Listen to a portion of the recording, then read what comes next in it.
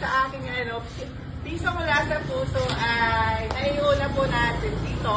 And yun nga po, katatapos lamang po ng transaction po natin sa Perwin. So bali nasa Perwin Lubu po tayo guys. And sobrang nakakatuwa yung kanilang assessment, very friendly and napaka-accommodating ng kanilang transaction and napaka-smooth po ng kanilang yung business and highly recommend po.